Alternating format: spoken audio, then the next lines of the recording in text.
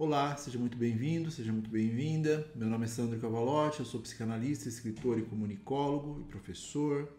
Também sou coordenador do Núcleo de Estudos e Pesquisas em Psicanálise e Adolescência, o NEPA, em parceria com a Escola de Psicanálise de Curitiba.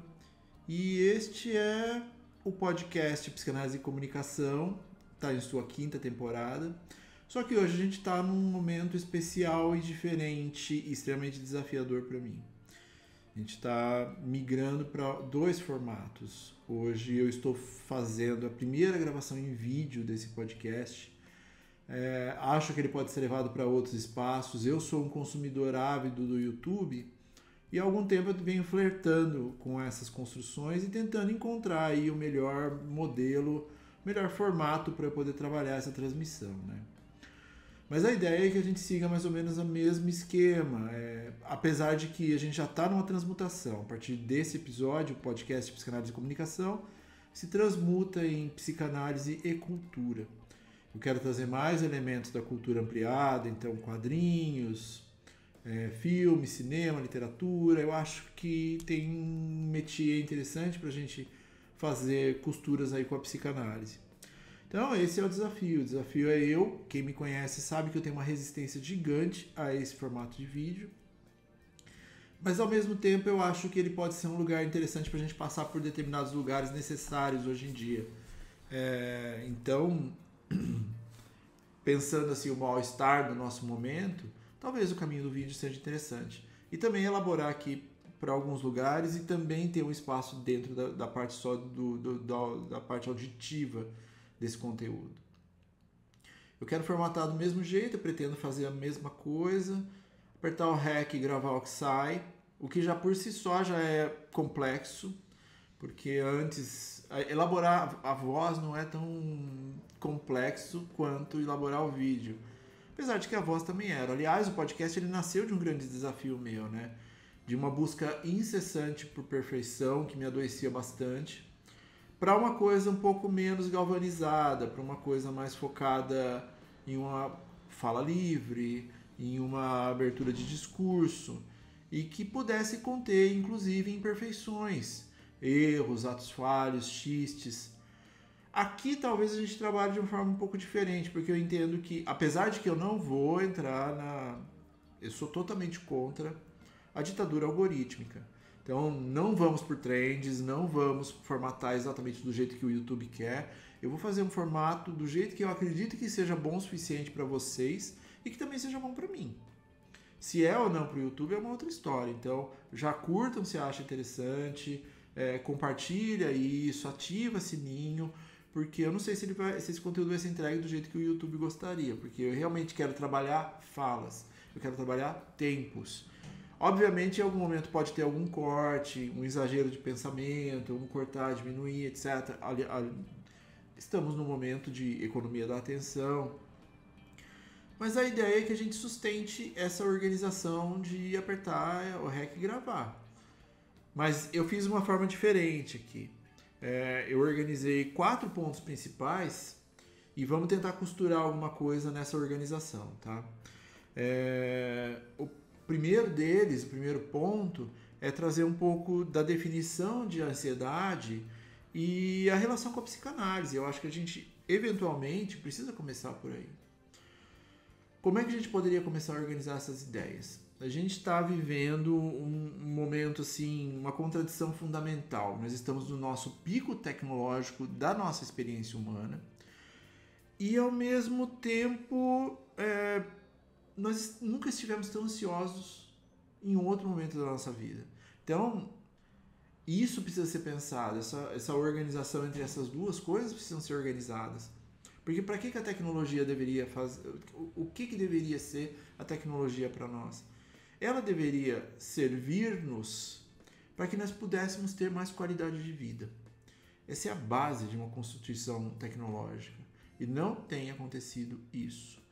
Mesmo vivendo num momento em que nós temos essa quantidade absurda de recursos comunicacionais, recursos efetivamente laborais até, a medicina nem se fala, a gente está cada vez mais ansioso.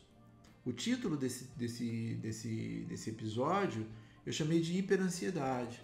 Hiperansiedade, o mal-estar civilizatório, porque eu acho que é realmente problemático no sentido coletivo. Esse hiperansiedade é um termo que eu estou trazendo para cá, eu não pesquisei, não sei se existe, não é sobre isso. É sobre trazer um superlativo da ansiedade para esse espaço. Então, não é pensar apenas em transtornos, distúrbios, não é sobre isso. É sobre pensar como nós estamos. Como é o nosso sábado, como é o nosso domingo, como são as nossas relações humanas, quando eu consigo descansar, qual é a minha relação com o tédio, o que é o sentido de paz, tão importante trazido no set analítico, a busca de uma paz. E como isso está cada vez sendo mais distorcido a partir de um projeto de mídia, a partir de um projeto de grandes empresas de tecnologia, usando as redes sociais para nos destituir do nosso desejo. Então, o que a gente encontra no set analítico são pessoas extremamente doentes porque elas não conseguem parar, porque elas não conseguem mínimos momentos de descanso, porque os momentos que eles têm de descanso, eles dedicam à rede social. E a rede social quer que a gente esteja ali o tempo todo conectado com ela. Os mecanismos são os mesmos mecanismos de uma adicção. Eu falo sobre isso há muito tempo. Se a gente pensar na ansiedade em si, ela é um elemento natural e constitutivo nosso. Ela tem uma importância assim, fundamental para que a gente possa fazer melhores escolhas, por exemplo. Ela tem a ver com os sentimentos, com certas organizações de afeição, também para nos colocar em determinados momentos da relação com momentos tensos de nossa vida, mas ela funciona como um sinal de aviso. Assim, se eu estou ansioso, eu devo estar ansioso por alguma coisa e não em direção a algo. Então, acho que essa diferenciação é importante para a gente começar a pensar, porque a ansiedade ela é organizada de um jeito tão complexificado hoje que nos tira dessa percepção de perguntar a nós mesmos o que está acontecendo. A gente já busca a resposta no Google. O que está acontecendo comigo, Google? E eu acho que esse é um ponto fundamental do que a gente está falando aqui. De que a gente não está se escutando mais. A gente não tem mais processos de autoacolhimento a partir dessas dúvidas. Antes, nós poderemos pensar assim que a ansiedade ela tem uma função adaptativa para nós. Então, ela nos coloca na relação com certos desafios. Quando isso mudou? Quando ela deixou de ser adaptativa, que pudesse ter a ver com nos preservar de determinadas situações, e agora ela se torna basicamente patológica, a ponto de tirar efetivamente os nossos movimentos. Porque antes a gente se direcionava, a gente fazia escolhas a partir dela. Só que na atualidade, por que ela está nos colocando no sentido de inação das coisas? Então, é uma resposta emocional a determinados estímulos que nós temos. Então, pensar conceitos biológicos a partir dela. O que seriam sintomas para a ansiedade? No aspecto biológico, por exemplo, pensar que a gente vai ter uma situação complexa com mudança de pressão arterial, uma dissociação de pensamentos sobre o que decidir e o que não decidir. Num outro aspecto, a gente pensar a sudorese. Esses são sintomas básicos de uma ansiedade. Só que o excesso disso pode nos levar a momentos muito mais complexos, como uma taquicardia complicada, um excesso dessa taquicardia, certos tremores. Acho que a gente pode falar sobre a relação com a insônia, o quanto estamos ansiosos e não conseguimos mais descansar um pouco. Um certo medo irracional das coisas que a gente não consegue explicar, uma certa sensação de perigo iminente. Percebem que o que era um alerta, ele se tornou algo que nos deixa incapacitados? Mesmo eu querendo fazer um esporte, mesmo eu querendo fazer uma apresentação, eu me sinto ansioso, mas em algum ponto de mim eu respiro fundo e faço isso. A recompensa a partir dessa realização, ela é muito grande e muito importante para a constituição do nosso psiquismo. Mas e se eu sinto algo tão forte nessa relação com a ansiedade que me tira da possibilidade de me mover em direção a algo? É sobre isso que nós estamos falando em questões dessa hiperansiedade. Ela pode ser interpretada como um certo alarme psíquico na visão da psicanálise. Numa questão mais subjetiva, talvez a ansiedade surja para a psicanálise na relação com certos desejos proibidos, impulsos que eu tenho um certo receio de realizar, raiva. Tudo isso fazendo uma manutenção de certos afetos que poderiam estar inconscientes e que podem querer vir à tona. Então não é mais sobre um campo biológico, é sobre um campo psíquico a partir daí. Então pensar as nossas relações de ego, superego e id a partir disso é importante. Porque se eu estou incapacitado, essas instâncias não estão equilibradas. Um bom equilíbrio dessas instâncias me fazem gerar ansiedade, mas me colocam num determinado movimento resolutivo desses problemas. Então, quando eu estou ali incapacitado de poder lidar com eles, é um ponto de atenção a partir daí. Por exemplo, vamos dar um exemplo prático. A pessoa tem uma certa ansiedade de falar em público.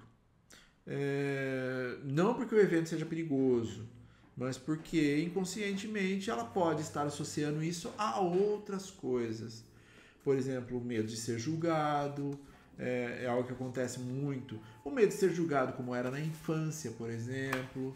Um desejo de ser notada, que geralmente tem uma relação com a culpa. Então, esses antagonismos perceptíveis a respeito de afetos, eles podem ativar esse momento nosso de ansiedade. Eu acho que tem uma diferença básica, assim, primordial a partir daí. É que a psicanálise não enxerga a ansiedade como se ela fosse um defeito. Nem a ansiedade extrema a gente enxerga como se fosse um defeito. A gente entende como uma mensagem do nosso psiquismo na relação com conflitos internos e que precisam ser interpretados. E essa interpretação vem através da associação livre, espaços de acolhimento, a partir da fala e da escuta daquilo que está sendo dito. Então, podemos também pensar que não lidar com isso pode gerar um certo colapso na relação com o inconsciente. Então, isso explica um pouquinho o que a gente está falando. A ansiedade boa, eu organizo isso com o meu psiquismo estrutural e eu, por mais que sinta algo que possa me repelir, eu também sinto algo que me coloca em movimento.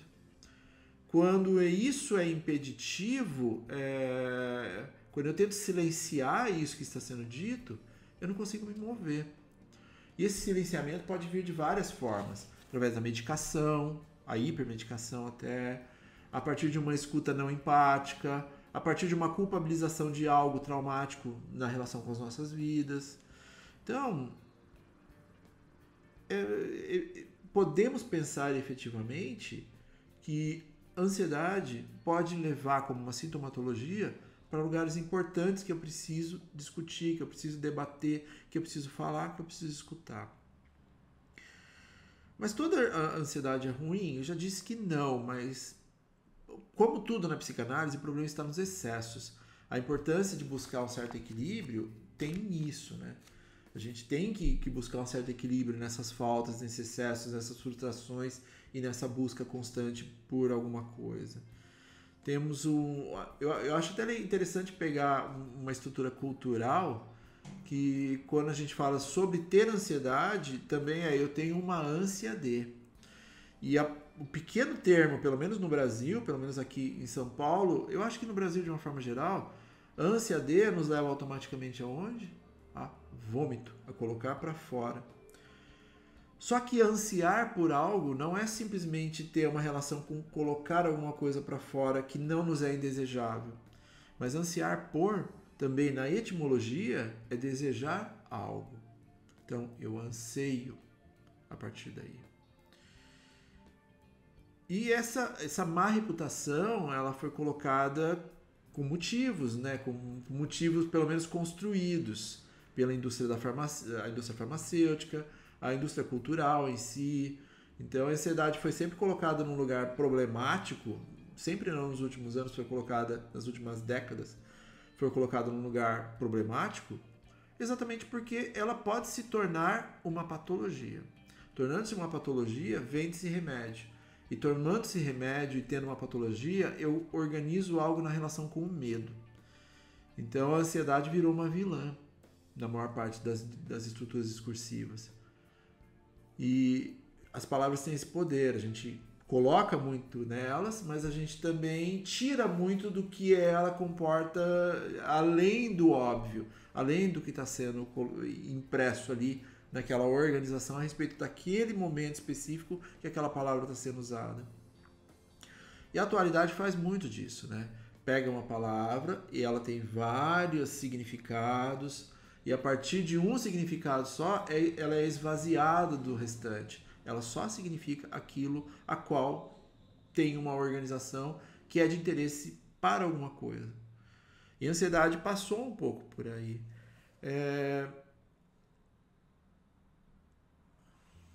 Ela foi tratada muito assim, no sentido de ser eliminada com remédio, tratamento. E na verdade não é sobre isso. Ela não é um bug. Vamos pensar nela, por exemplo, como um sistema de alerta. É igual o carro. O carro, por exemplo, é um bom exemplo. Se acende uma luz no painel do seu carro, não necessariamente, às vezes acontece de estar quebrado e tal, e de precisar fazer alguma coisa naquele momento. Mas geralmente é um aviso sobre algo. A temperatura está aumentando, o óleo está baixo. São avisos sobre alguma coisa que pode vir a se tornar um grande problema. Eu acho que é uma boa metáfora, acho que é uma boa analogia. Pensar como a luz de aviso do sistema nervoso, do nosso sistema psíquico. Tá? O problema é quando a gente ignora isso. E não adianta muito ir para o setting analítico já no momento que já explodiu isso. Porque daí a contenção disso vai evidentemente ser medicamentosa. O que a gente tem é que ter uma organização preventiva para estar no setting analítico com um pouco mais de vivências, com um pouco mais antecipado a isso. A gente não tem uma estrutura preventiva para a nossa vida. A gente sempre trabalha na exaustão, a gente sempre trabalha no momento que acontece. Não vamos me preocupar enquanto não acontecer. Talvez eu chame isso se eu ficar me preocupando muito. Mas na verdade o preventivo nos auxilia demais na vida. Só que nós não temos uma organização educacional que preze por isso. Só que quando a gente suprime essa ansiedade através de medicação ou excesso de elementos terapêuticos, vamos dizer assim, nós perdemos essa bússola. Vamos pensar também que pode ser uma bússola para nós. Pessoas que estão totalmente livres de suas ansiedades, geralmente elas se tornam imprudentes ou desconectadas das suas verdadeiras razões de si. Então também tem a ver com essa busca do equilíbrio que a gente estava falando. A questão não é eliminar a ansiedade. A questão é aprender a diferenciar o que ela é e quando ela é.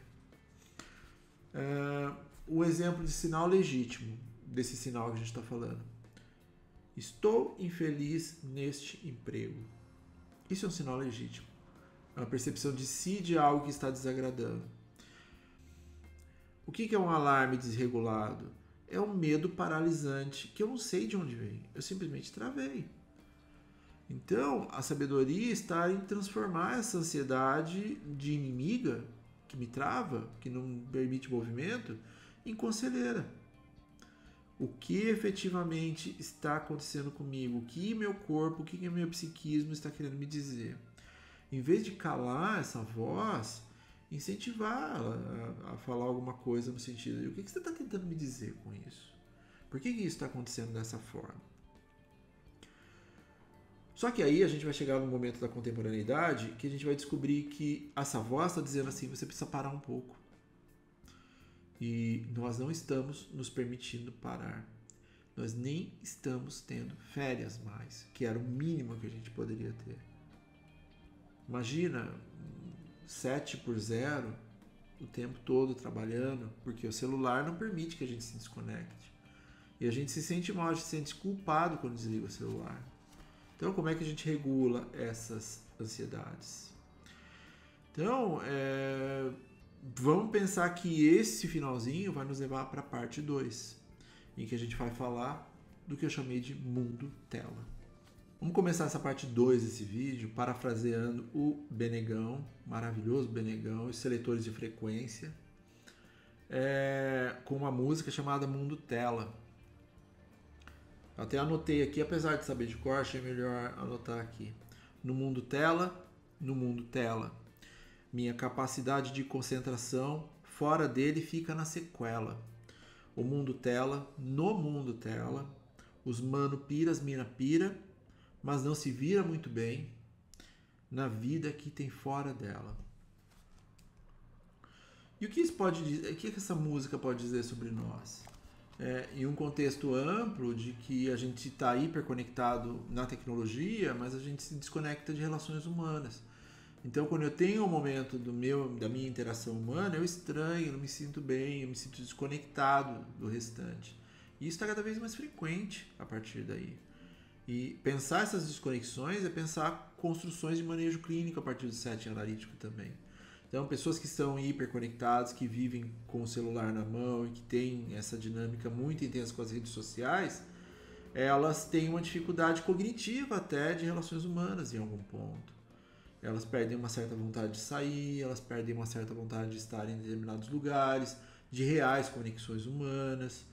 Então, acho que a gente poderia pensar também que a ansiedade extrema, ela tem a ver com uma certa destituição das nossas liberdades. Porque eu não tenho mais a liberdade de poder fazer alguma coisa constituída com o meu desejo. Eu tenho que atender a demanda da tecnologia, eu tenho que atender a demanda da rede social. E aí eu perco essa potente forma de lidar, porque a ansiedade pode ser um grande combustível para colocar as coisas em andamento. Eu vou dar o meu exemplo de novo aqui. Eu estou extremamente ansioso gravando aqui, mas eu estou fazendo. Eu estou fazendo porque, por mais que isso me gere ansiedade, isso pode me dar uma experiência diferente dentro do que eu estava fazendo na minha vida. E eu acho que isso por si só já é compensador. Estar aqui, eu não sei como é que vai sair, se vai prestar, se vai gostar, não vai gostar, se vão ver ou não vão ver, mas para mim, por enquanto, estamos bem organizados com o enfrentamento. Só que se eu não me permito fazer isso, se eu falo, não, eu não sei fazer, eu não vou fazer, eu não quero fazer, não vou nem pensar nisso, e vou para a rede social, automaticamente eu perdi a minha liberdade para a rede social. Então, eu acho que é um ponto importante para a gente pensar aí, o quanto o cerceamento da liberdade tem a ver com essa questão desse mal-estar civilizatório que a gente está trazendo. Vamos tentar organizar isso com alguma outra coisa.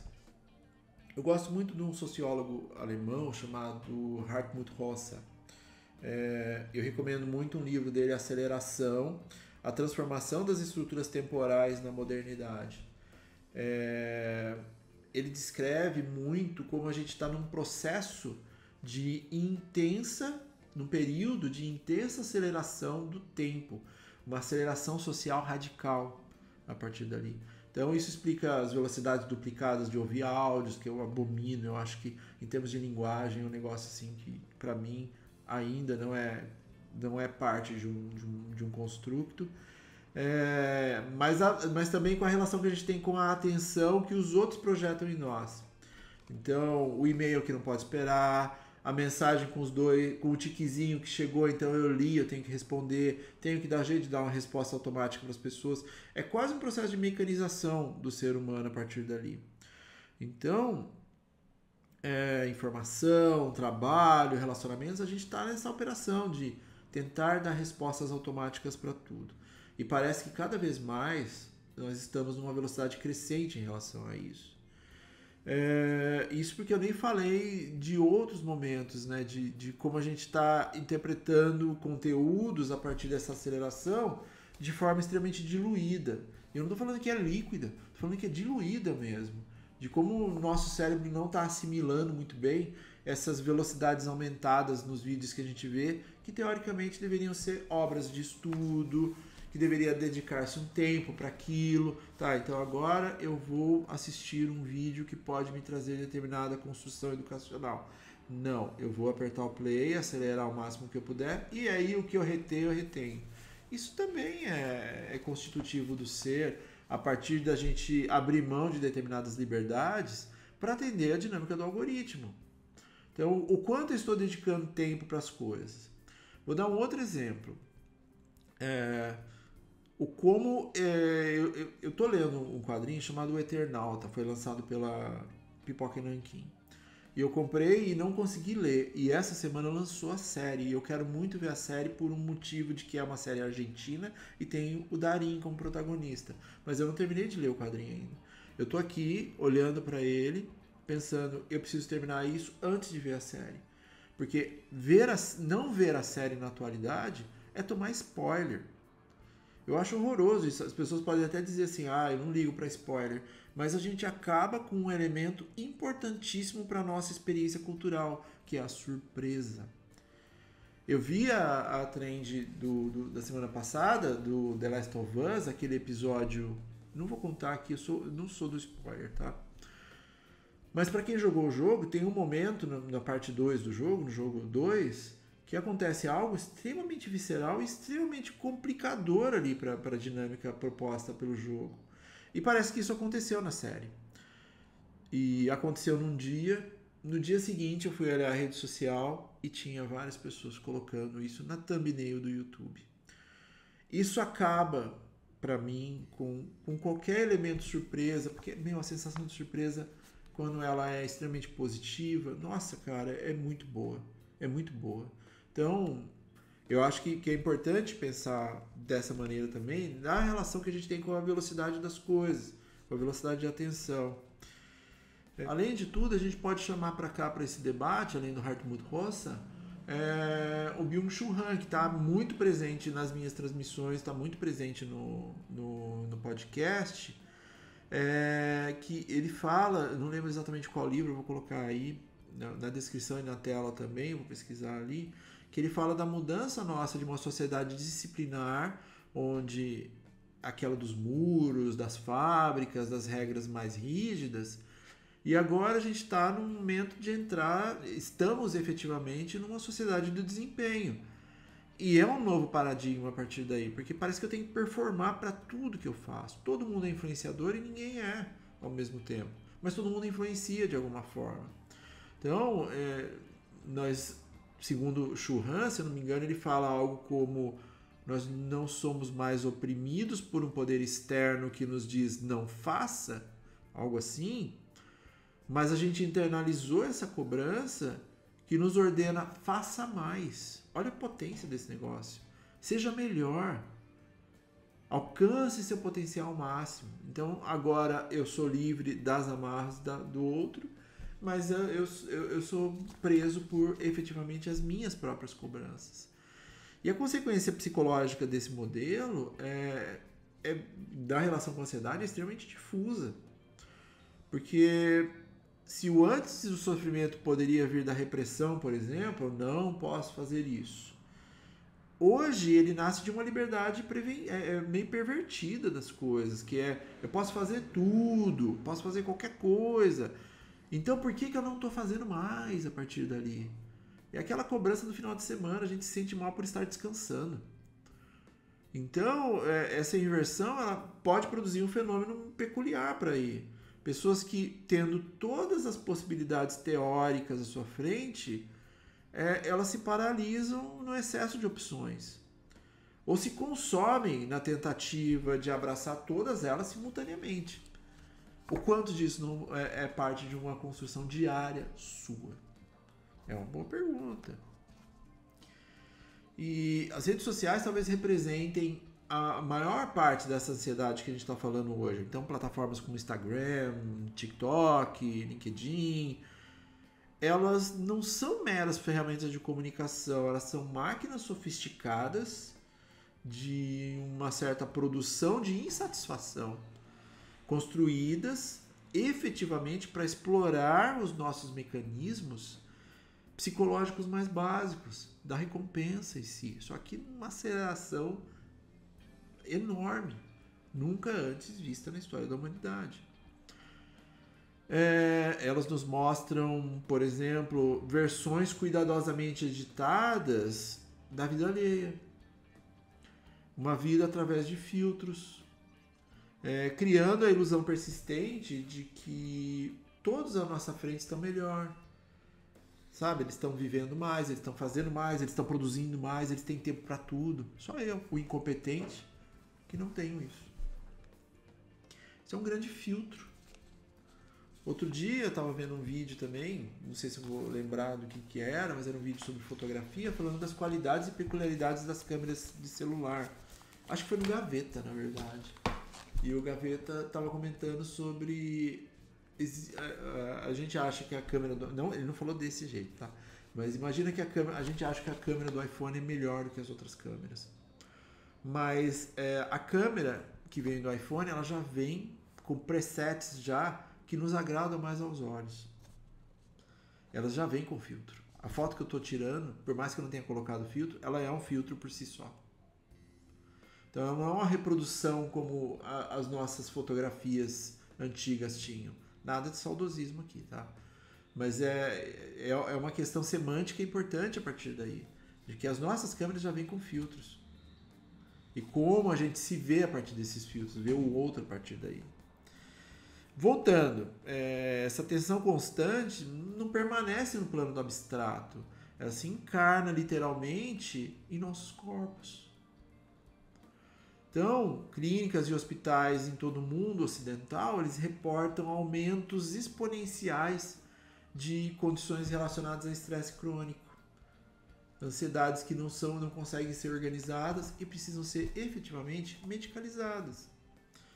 A gente tem que lembrar que como isso pode nos colocar num assujeitamento muito grande em relação ao nosso desejo. Então esses aumentos eles vêm a partir de vários lugares, até se a gente for uma construção psicanalítica das coisas. Por exemplo, sono, que é importantíssimo para nós, a relação com o sonho.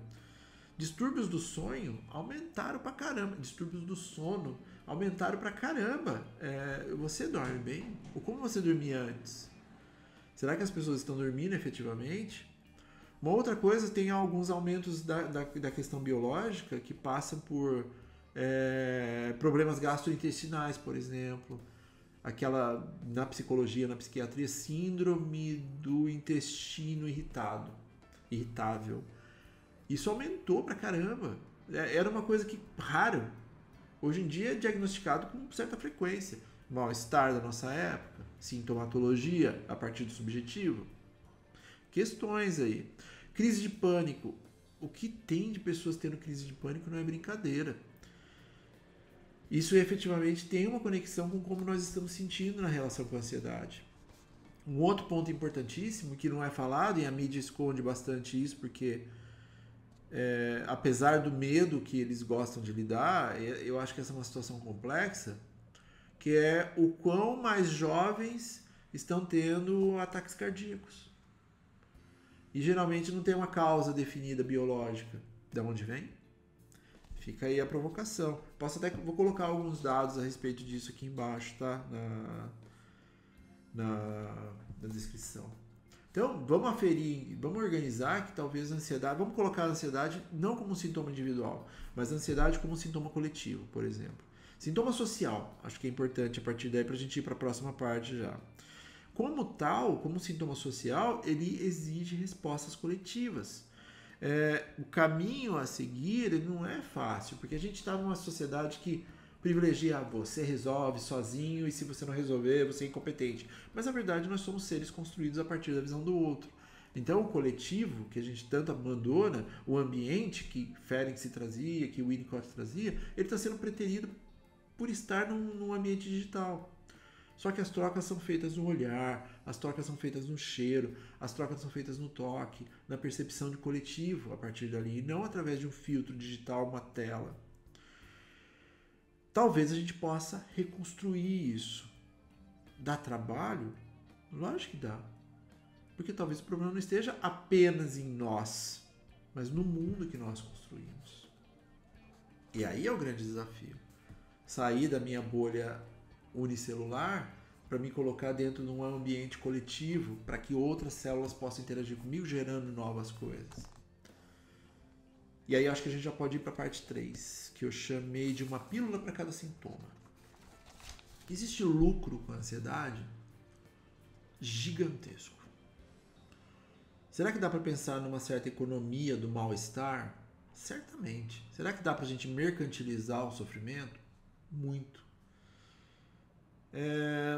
Se a gente pensar que a ansiedade é uma epidemia silenciosa e normalizada no nosso tempo, automaticamente ela é um terreno extremamente fértil e lucrativo para as empresas, principalmente de farmácia, mas existem outros tentáculos a partir daí. Desde a venda das pílulas para cada sintoma, mas outras coisas que têm a ver com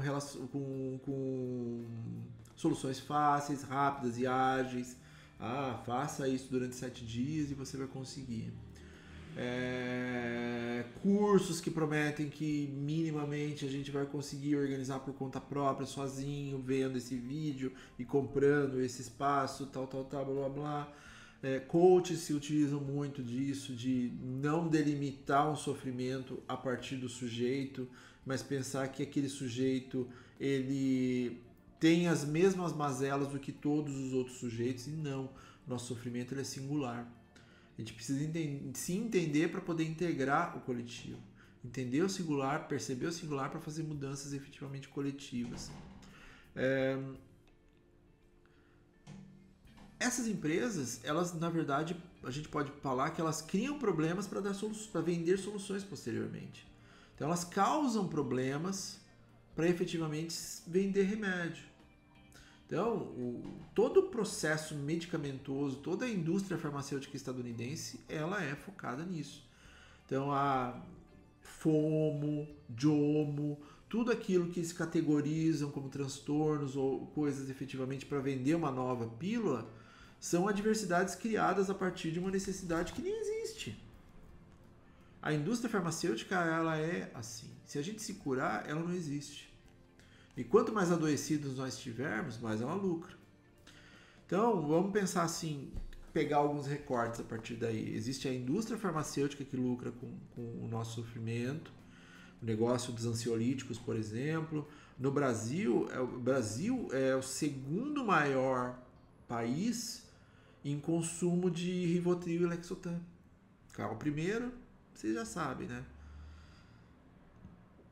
Uma certa medicalização da vida também, problemas sociais, desemprego, solidão, fazem com que taxas de ansiedade vão lá para cima, e aí são vendidos como transtornos muitas vezes. E aí não estou dizendo que não existam, tá, colegas psicólogos e psiquiatras. Eles se formam a partir de uma denominação. No set analítico, como psicanalista, eu vou acolher esses diagnósticos, mas não necessariamente eles terão a mesma presença dentro da construção simbólica do sujeito do que efetivamente a sua própria fala e escuta. Então a gente respeita, é uma clínica muito ampla, a gente tem que pensar uma clínica multidisciplinar, porque essas coisas estão no subjetivo do sujeito e na organização cultural desse sujeito. Medicalização da vida, problemas sociais que causam dependência grave a partir do uso mínimo de remedicação. Então eu me sinto de determinado jeito, eu tenho medo de parar com a medicação para de repente perder essa sensação que eu adquiri. A indústria do bem-estar na relação com a culpa, então uma simplificação do sujeito, uma simplificação do sofrimento, excesso de positividade, a gente está com isso muito complexificado na atualidade. A gente tem que ter formas de enfrentamento da frustração, então às vezes não vai dar certo não, às vezes vai dar merda sim, às vezes vai dar problema sim. Uma certa mercantilização dos apps de saúde mental, então ChatGPT entra aí, as pessoas conversando cada vez mais com essas ferramentas, pensando que podem trazer algum tipo de referencial positivo para elas, mas na verdade são alívios momentâneos, não estão efetivamente lidando com o que assola esse sujeito. As redes sociais que trabalham a ansiedade como moeda, sabe? Engajamento. Eu fico bobo com essa coisa do engajamento a partir das coisas ruins. Então tem lá 20 comentários muito bons a respeito de uma postagem. Tem um negativo, é esse que vai ser amplificado. Aí isso diz alguma coisa sobre nós também. Que vamos lá, vamos querer rebater, discutir, tal. O que é esse engajamento diz sobre nós também? O tempo que a gente passa rolando a tela como um simulacro de alívio. Os próprios anúncios direcionados, então o Google tem essa formatação. Então a pessoa vai lá e escreve ansiedade, como curar no Google. Aí vai receber os impactos lá, os patrocinados, etc e tal. Só que existe o cookie. O cookie vai fazer potencialmente os anúncios relacionados àquilo que ela pesquisou estarem em outras mídias que ela consome. Então eu vou receber impacto de ansiedade, vou receber impacto de ansiedade no Instagram, no TikTok, tal. E em algum momento eu acabo cedendo aquilo, porque eu quero efetivamente me sentir melhor. Uma certa exploração do esgotamento no mercado de trabalho, eu acho que isso é fundamental.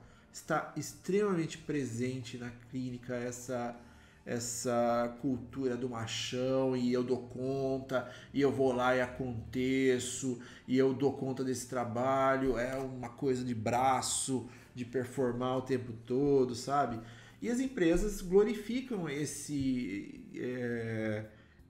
burnout, efetivamente esse excesso de trabalho que vai categorizar um travamento do sistema do sujeito a ponto de colocá-lo de cama, como dedicação. Ele se dedica a nós, tal. O Elon Musk é um rei de fazer isso, né? Um bilionário é rei de fazer isso, né? Ninguém mudou o mundo trabalhando 40 horas por semana. Meu amigo, você é bilionário. Você não tem a menor ideia do que você está falando a respeito nem desse trabalho de 40 horas semanais aí. Acho que uma outra coisa que a gente poderia trazer para cá é uma certa produtividade tóxica a partir daí. Então, cursos de gestão de tempo, ou como se o tempo fosse controlável, né? Um coaching, e aqui eu vou colocar de uma maneira assim extremamente aberta, tá? Não há nada contra o coach que tem a ver com o mercado corporativo, que está ali auxiliando as pessoas a subirem de cargo. Não é sobre isso. É sobre o coach que acredita que tem uma manutenção do sujeito sobre o próprio desejo. Os coaches, eles podem nos auxiliar em várias dinâmicas que tenham a ver com a nossa busca de melhores empregos e tudo mais, mas com a manutenção do sujeito, que envolva efetivamente organizações de saúde mental, é uma problematização. E nem vamos falar em aspectos da religião envolvidas com isso, né? Que é um outro ponto que vai precisar de um outro vídeo em algum momento. A manutenção, por exemplo, de planos de saúde, sabe? Na questão corporativa. O corporativo enfia lá algumas coisas de reiki, nada contra o reiki, e acham que estão fazendo alguma coisa efetiva para controlar a saúde mental dos seus funcionários. Uma outra coisa relacionada ao plano de saúde, relacionada ao trabalho também, e aí vai muito na questão dos meus colegas psicólogos, o quanto a indústria da saúde mental banalizada, vamos dizer assim, também está massacrando os psicólogos. O quanto planos de saúde estão pagando para esses profissionais atuarem, fazendo jornadas absurdas para ter um mínimo de salário. Os planos de saúde não conseguem remunerar esses profissionais de uma forma minimamente boa, e os lucros estratosféricos de cada um deles. Então toda a nossa solidariedade à classe dos colegas psicólogos que têm que passar por isso e que não conseguem efetivamente cuidar da própria saúde mental. Pensar também a indústria do medo, por exemplo, notícias, entretenimento, como portais de notícias exageram nas notícias relacionadas à violência. Vocês repararam como no Instagram está aparecendo cada vez mais notícias de violências em si, e daí vem aquele clique por sua conta e risco para ver essa violência extrema, e a gente está normalizando isso. Então, pessoas que estão sendo machucadas, pessoas que estão sofrendo violências diversas, geralmente crianças, adolescentes e mulheres, e a gente está normalizando isso. Então o mundo é isso, o mundo se resume a isso. Nas séries e filmes, por exemplo, narrativas de thrillers psicológicos extremos, que distorcem uma certa realidade, a ascensão dos true crimes, nada contra também, mas vamos olhar de forma crítica para as coisas, né? As potenciais relações de segurança e seguros. Então o medo faz a gente querer o tempo todo achar que vai acontecer alguma coisa, e isso está tudo numa confluência. Eu vejo o filme, aconteceu isso com o filme, eu crio o imaginário, esse imaginário pode vir a acontecer comigo. Então o que eu faço? Eu encho a minha casa de câmera, eu encho a minha casa de portões gigantescos, eu tento me isolar de alguma maneira porque um serial killer pode vir a qualquer momento. Tá? E o paradoxo, eu acho que isso é fundamental, um paradoxo de soluções, por exemplo. Porque tudo isso é criado por essas empresas, essas indústrias, para vender soluções. Então eles criam um problema para vender uma solução. Redes sociais geram ansiedade, depois vendem material de meditação, por exemplo. Empresas cobram produtividade insana, não é entregável isso, e depois vendem workshops com palavras como resiliência, por exemplo. E a mídia, por exemplo, ela alarma sobre colapsos e vende consultorias de preparação, por exemplo. Então, por exemplo, o presidente Trump, ele faz isso com uma puta facilidade, ele faz isso diariamente, ele cria caos para ter um caos que não existia, que ele mesmo criou, e depois ele traz uma solução. Nem vou falar para vocês quem tentou fazer isso aqui alguns anos atrás, né? Então vamos expandir isso um pouco mais. Vamos pensar que talvez a ansiedade possa ter sido transformada num commodity. O que seria essa relação com o commodity? Em economia, commodity ou mercadoria é um termo que corresponde a produtos básicos globais não industrializados. Eu estou lendo isso para não fugir do aspecto, tá? Ou seja, matérias-primas que não se diferem independentemente de quem as produziu ou de sua origem, sendo seu preço uniformemente determinado pela oferta e procura internacional. Então, se a ansiedade virou um commodity, ela também tem uma organização com o lucro. E enquanto a ansiedade for lucrativa, o sistema não terá interesse em eliminar suas causas estruturais. Precarização, isolamento, excesso de informação. O que seria a saída a partir daí? Como é que a gente poderia pensar nisso? Que talvez no singular e no coletivo a gente tenha que desenvolver uma certa consciência crítica das coisas, né? Então, questionar quem que está ganhando com o meu mal-estar, com o nosso mal-estar. Pensar em ações coletivas a partir daí também. Exigir políticas públicas de saúde mental e direitos trabalhistas. Então, quem que a gente está votando? Essas pessoas, o que elas representam? E um cuidado não mercantilizado, pensar a saúde mental como um direito também. Nós temos direito à saúde mental. Criação de redes de apoio, por exemplo, organizações terapêuticas, sociais, formas de acolhimento diferenciais, mas o fundamental que eu acho aqui, construção de espaços públicos que tenham a ver com a organização da cultura. A gente não tem mais isso, um senso de comunidade, um senso comunitário a partir daí.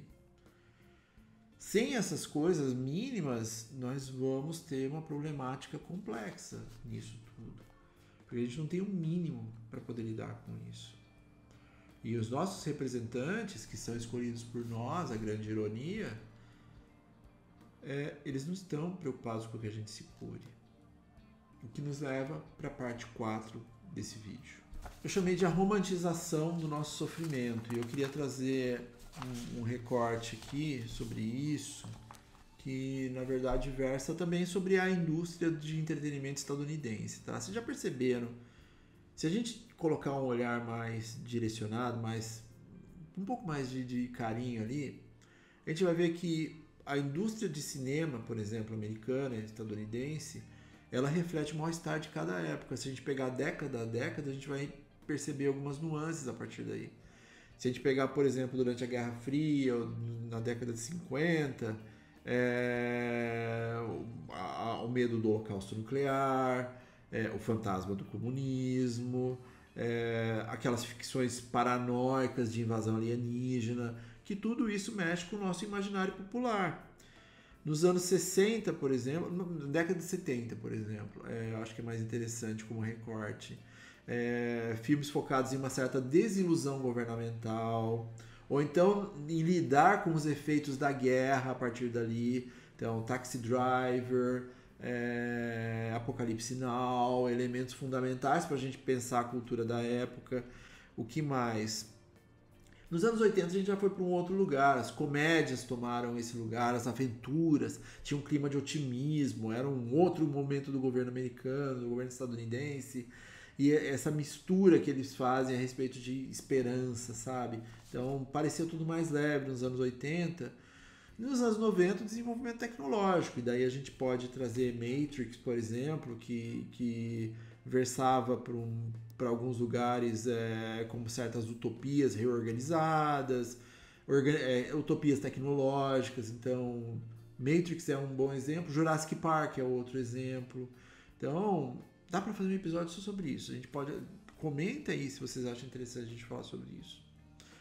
Na atualidade, por exemplo, eu queria trazer um fragmento de uma série maravilhosa, que é O Urso. The Bear. Eu tenho o primeiro capítulo, quando eu assisti o primeiro capítulo do Urso, eu fiquei aterrorizado. Eu literalmente tinha deitado na cama, extremamente cansado de uma aula que eu tinha dado, falei, eu vou descansar a minha cabeça um pouco.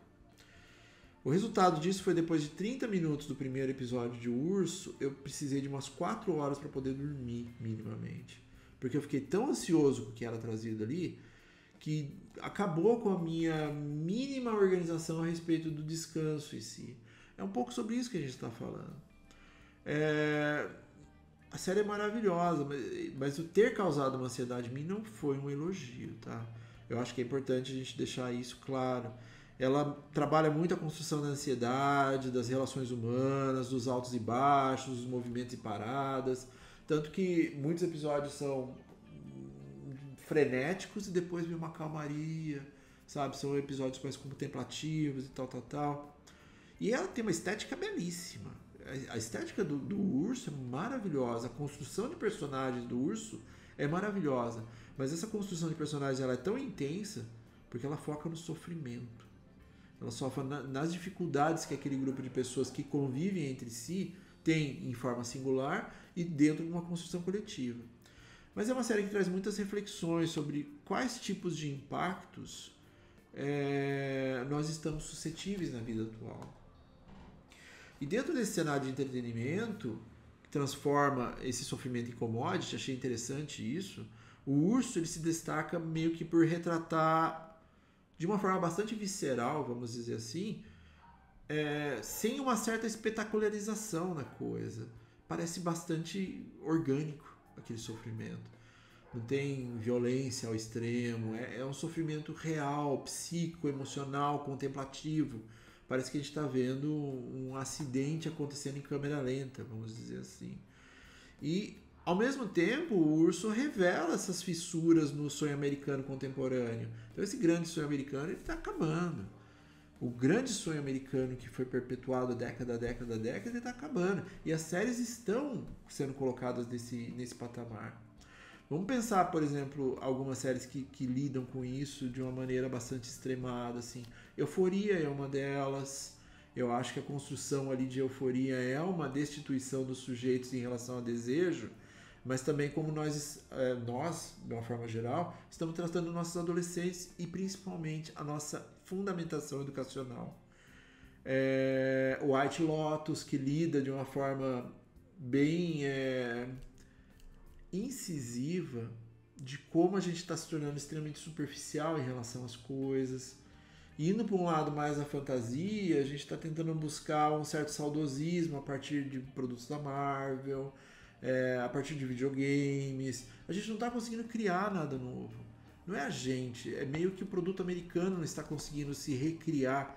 Então eles estão buscando um saudosismo extremo, e esse saudosismo é um desespero para voltar a um lugar onde já não dá mais para voltar. A internet mudou tudo isso. Mas vamos tentar organizar o Urso em alguns pontos, efetivamente, ali, que falam sobre esse mal-estar contemporâneo que a gente está comentando. Então, o sofrimento como trabalho, a angústia do capitalismo tardio, por exemplo, a gente poderia chamar, sabe? Aquele ambiente caótico do restaurante, aquele ritmo alucinante de trabalho, a pressão por resultado, a precariedade moderna, então funcionários subjugados por negociar salários, perspectivas de acolhimento posteriores. O Carme, por exemplo, como arquétipo da geração burnout, um chefe talentoso, consumido pela culpa, pela autocobrança de ser melhor. Não é à toa, seus ataques de pânico acontecem justo quando para de trabalhar, como se o sofrimento só fizesse sentido quando produtivo. Pensar um pouco numa dor coletiva, mas sem uma comunidade. Então, diferente das séries que romantizam o trauma individual, por exemplo, Euforia, The Bear mostra que todos estão quebrados, mas ninguém sabe como ajudar o outro. Então a Sidney sofre com o peso de ser uma jovem negra num ambiente masculino e tóxico. O Rich é o fracassado que transforma sua raiva em autossabotagem. Até o Marcos, o perfeccionismo como fuga de dor. E a cozinha é aquele microcosmos da América pós-industrial. Todo mundo grita, mas ninguém se escuta. E assim, a ilusão desse um certo reinício americano, né? Na temporada 2, explora esse mito do fresh start, do começar de novo, abrir um novo restaurante para começar tudo de novo. Só que tem um flashback do Natal, que é um episódio traumático por si só, né?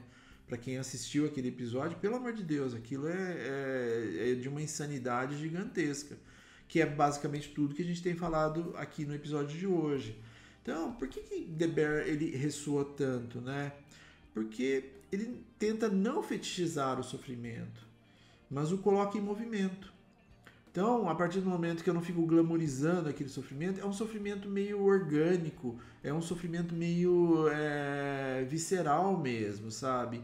Entretanto, numa visão mais crítica, dependendo da forma que estivermos vivendo socialmente, pode sim se tornar vista como uma certa romantização da relação com o sofrer. Então, ele vai lá, ele sofre, mas ele faz, etc.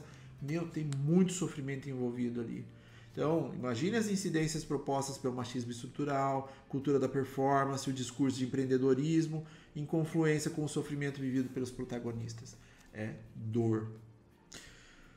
Mas o que efetivamente motiva o personagem Remy? Acho que é uma pergunta importante, sabe? Provavelmente nem ele sabe responder. Ele quer ser melhor, ele quer ser o melhor, ele quer provar algo para si, ele quer provar algo para alguém, ele quer lidar com os lutos, quer lidar com as suas faltas, o que ele quer? Eu acho que é um bom questionamento a partir daí, e a psicanálise pode ajudar nesses tipos de questionamentos. São questionamentos extremamente válidos para o setting analítico. E se a indústria cultural estadunidense hoje trata a dor como um espetáculo meio estático, a ser consumido meio passivamente, diferente do que antes, então o sofrer envolve assim, tem um sofrer complexo aí da modernidade com esses personagens masculinos que não se dão a oportunidade de sofrer, né, de demonstrar fragilidades, que é um ponto importante dentro do sofrimento humano. Pensar então que The Bear pode nos estar dizendo que o sofrimento é sistêmico e não é só culpa do indivíduo, apesar de ele se culpar na maior parte das vezes. E existe alívio na ação coletiva, mesmo que frágil. Quando eles se ajudam como uma equipe, como uma cozinha improvisada, as coisas andam. E trabalhar os meus sintomas como força motriz, lidar com o sofrer constantemente a partir daí. Só que isso tem limite e causa muito sofrimento e causa muita dor.